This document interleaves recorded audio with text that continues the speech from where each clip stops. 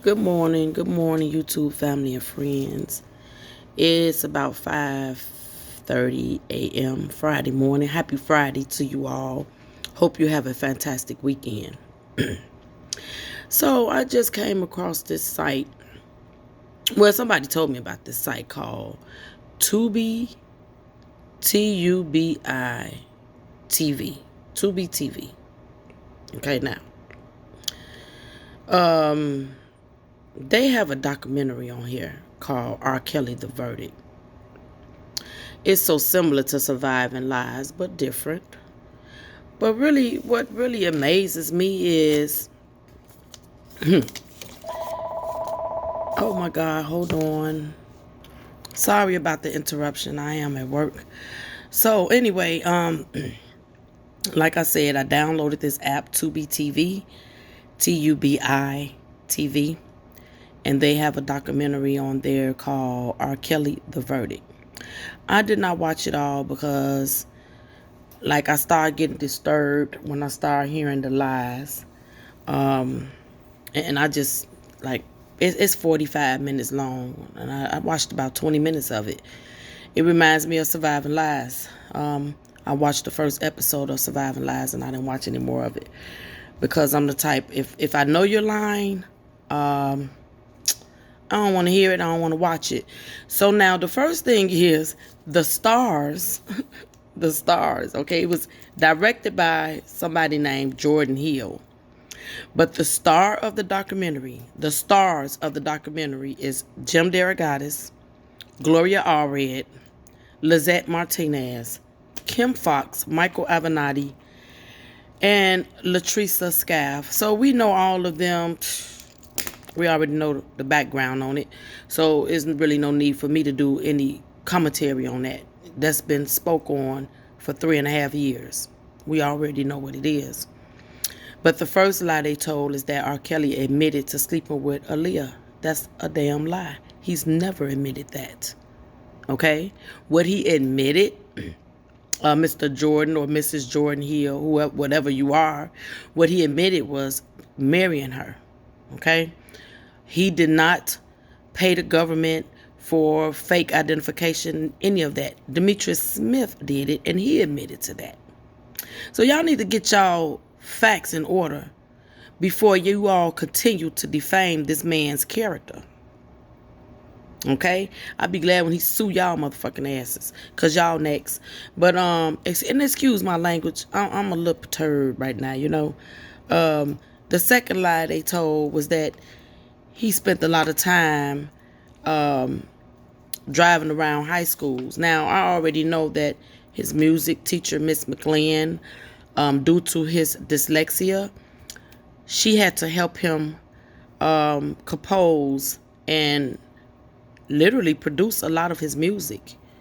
He never told people that, but he needed her help, you know. And he would go up to the school where she worked and work with her. Okay, I'm not disputing the fact that he probably didn't ask a girl out or whatever. I don't know, but it's strange to me. No one from a high school, no one, absolutely no one from a high school or a McDonald's was on the Chicago trial or the New York trial. I think Dominique did work at McDonald's, but she didn't meet Mr. Kelly at the McDonald's. She met Mr. Kelly through Geronda Pace. So that kills that, okay? So Mr. Kelly did not meet a high schooler or a McDonald's. They didn't mention McDonald's in the 10, 15 minutes I watched. But I know I've heard it before, so I'm just gonna bring that up in there too. Look, I'm scratching my nose again. I'm sorry, y'all. Can't help it. It be itching. So now, then they went on to say that the first woman to go forth with a lawsuit against Mr. Kelly, the first woman he sexually abused, that was underage, was Tiffany Hawkins.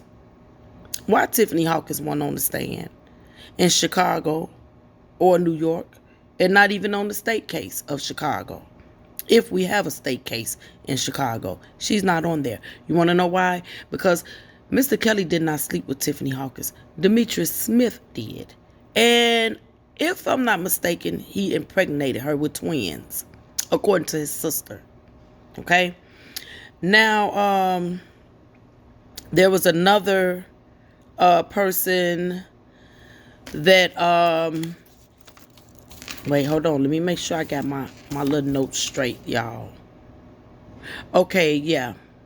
There was a Patrice Jones that claimed Mr. Kelly forced her to have sex with him underage and videotape, and forced her to allow him to videotape it. Where's Patrice Jones? Why didn't she get on the stand? Okay. Now, we all found out over the last 3.5 years that a lot of these allegations against Mr. Kelly that were taken into lawsuits, he knew nothing about the lawsuits. And the ones that he did know about, he was advised by his own attorneys to settle them out of court. And I guess that was to protect his image. Okay, so he settled some out of court and some he knew nothing about. Okay, I want to know, where's Martina Woods? She sued him.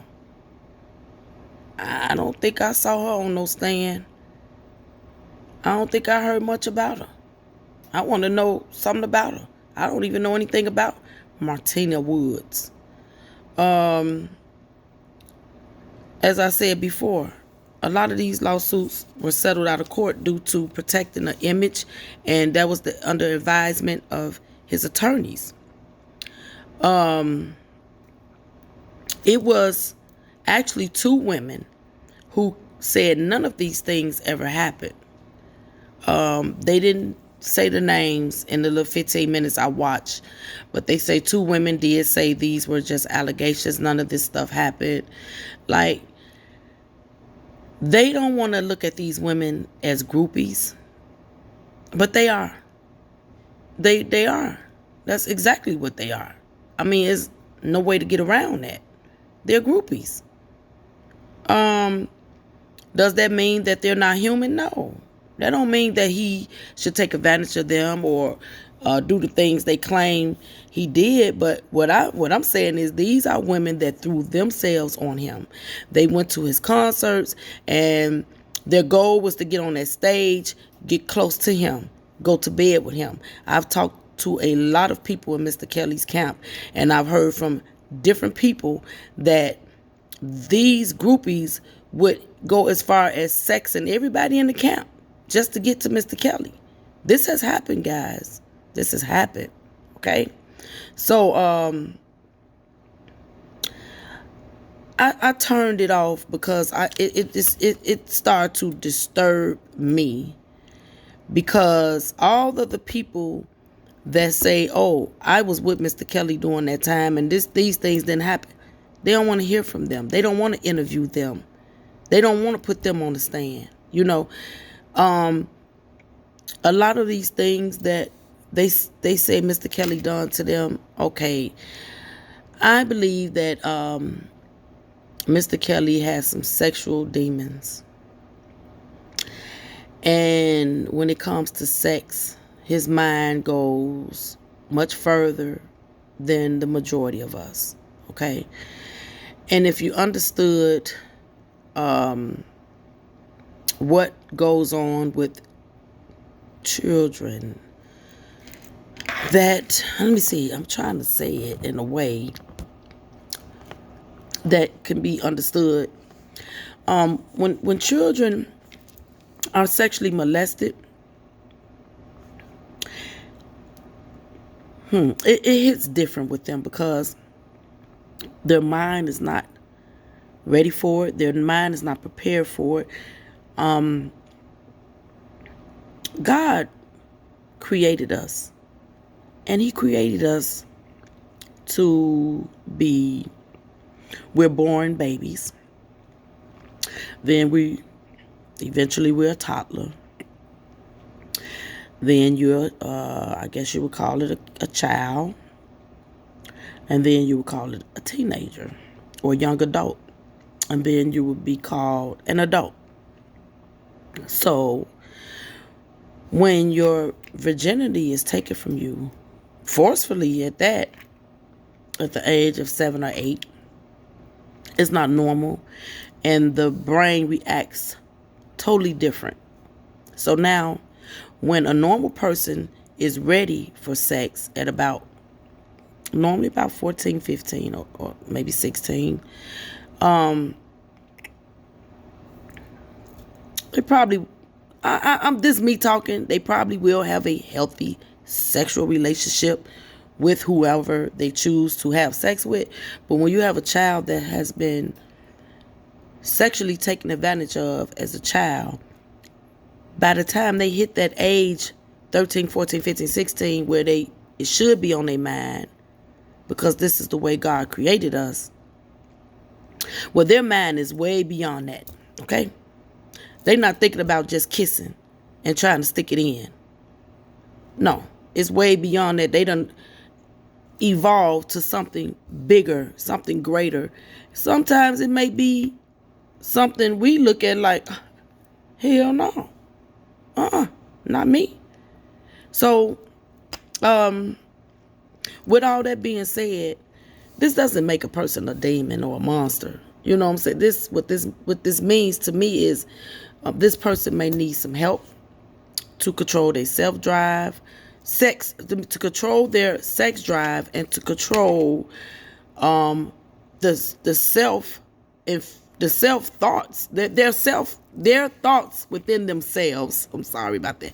Their thoughts within themselves about this crazy wild sex that they probably dream about, or they probably, in Mr. Kelly's case, he had enough women that wanted to be around him, that wanted to have the type of sex that he wanted to have. You know, it's not normal to us, no, but it's also not unheard of either. I done heard of golden showers, all of that. I'm not going to partake in it, but I've heard of it. It happens, is what I'm trying to say. I don't believe he was physically or mentally abusive to anyone. I think that he liked weird sex, and I think that because he was molested by older women or a woman, he was intimidated by the older woman as far as being in a relationship with her. In my opinion, he preferred people that was more in his mindset. And although we look at him as a genius because musically he is, but on an academic level, he's not. On an academic level right now, at the age of 54, 55, he may be about 28 to 30 mentally, you know. And I'm not making an excuse. What I'm saying is, excuse me, I know for a fact Miss Joanne had no idea, no clue of the things that were happening to her children. She was a hard-working woman who depended on her mother. Excuse me, because my sinuses bother me, my nose itchy, and throat itchy, and sinuses draining. But so excuse all of that. But she was a hard-working woman that raised her children alone.